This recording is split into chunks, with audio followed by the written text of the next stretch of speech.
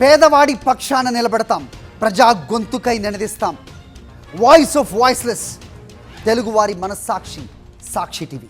సాక్షి TV ప్రసారాల కోసం మీ స్థానిక cable ఆపరేటర్ను వెంటనే సంప్రదించండి. ఆ ఇద్దరూ కరుడుగట్టిన ఉగ్రవాదులు, బాంబుల తయారీ పేలుళ్లలో సిద్ధహస్తులు. 2013 నాటి బెంగళూరు పేలుళ్లలో కూడా వీరి ప్రమేయం ఉంది. 2 దశాబ్దాలుగా పరారీలో ఉన్న ఈ టెర్రరిస్టులు ఎట్టకేలకు పోలీసులకు చిక్కారు. అన్నమయ్య జిల్లా రాయచోటిలో సిద్దిక్ అలీ అనే 2 టెర్రరిస్టులను అరెస్ట్ చేశారు. ఇన్నాళ్ళు తమ మధ్య ఉన్న వాళ్ళు టెర్రరిస్టులని తెలియటంతో స్థానికులు ఉలిక్కిపడ్డారు. ఉగ్రవాదుల అలజడితో అన్నమయ్య జిల్లా రాయచోటిలో భయాందోళన నెలకొంది. 2 దశాబ్దాలుగా తప్పించుకుని తిరుగుతున్న అల్ ఉమాకు చెందిన 2 తీవ్రవాదులు అబూబకర్ సిద్దిక్, మహమ్మద్ అలీ ఎట్టకేలకు పట్టుబడ్డారు. వారి ఇళ్లలో పోలీసులు సోదాలు నిర్వహించి భారీగా పేలుడు సామాగ్రిని స్వాధీనం చేసుకున్నారు.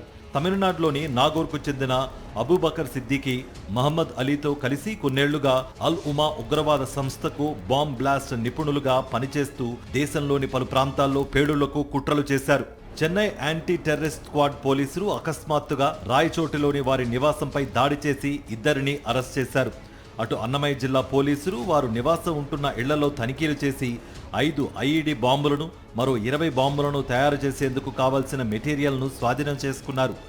వాటిని రాయచోటి డీఎస్పీ కార్యాలయం పక్కన నిర్వీర్యం చేశారు. దేశంలోని పలు నగరాల మ్యాప్స్ కూడా లభించడంతో వీరు దేశవ్యాప్తంగా పలు ప్రాంతాల్లో మరిన్ని బ్లాస్ట్లకు ప్లాన్ చేసినట్లుగా పోలీసులు అనుమానిస్తున్నారు. అబూబకర్ సిద్దికి మొదటిగా 1995లో చెన్నైలోని ఓ హిందుత్వ సంస్థ కార్యాలయంపై పార్సెల్ బాంబు ప్రయోగించాడు. అదే ఏడాది నాగూర్లో మరో బ్లాస్ట్ చేసి ఓ వ్యక్తి మృతికి కారకుడయ్యాడు. వీరు 1999లో 7 ప్రాంతాల్లో వరుస బాంబులు అమర్చినట్లు, 2011లో మదురైలో బీజేపీ అగ్రనేత ఎల్కే అద్వానీ రథయాత్రలో పైపు బాంబులు కూడా వీళ్లే పెట్టినట్లుగా పోలీసులు గుర్తించారు.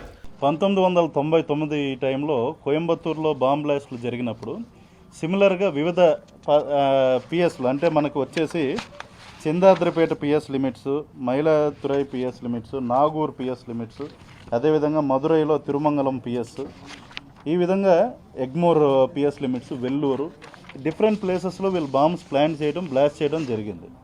వాళ్ళిద్దరిని మేము తీసుకుని ప్రశ్నించినప్పుడు వీళ్ళిద్దరు కాకుండా ఇంకెవరైనా పారిపోయారా, సపోర్టర్స్ ఉన్నారా ఏంటన్నది అప్పుడు తెలియదు. 2 హౌసెస్ సెట్ చేశాం కాబట్టి, రెండిట్లో సర్టన్ ఐటమ్స్ దొరికినాయి కాబట్టి ఆ రెండిట్లకి రిలవెంట్ సెక్షన్స్తో 2 కేసెస్ రిజిస్టర్ చేయడం జరిగింది.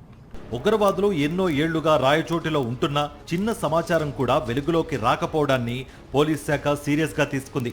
ఎస్పీ విద్యాసాగర్ నాయుడు, రాయచోటి డీఎస్పీ కృష్ణమోహన్ పర్యవేక్షణలో దర్యాప్తు ముమ్మరంగా సాగుతోంది. ఉగ్రవాదుల ఇంటి చుట్టుపక్కల వారిని ఇప్పటికే విచారించిన పోలీసులు వారి బంధువులు, స్నేహితులపై దృష్టి సారించారు. సీసీ కెమెరాలు, సెల్ ఫోన్ల ఆధారంగా దర్యాప్తును వేగవంతం చేశారు.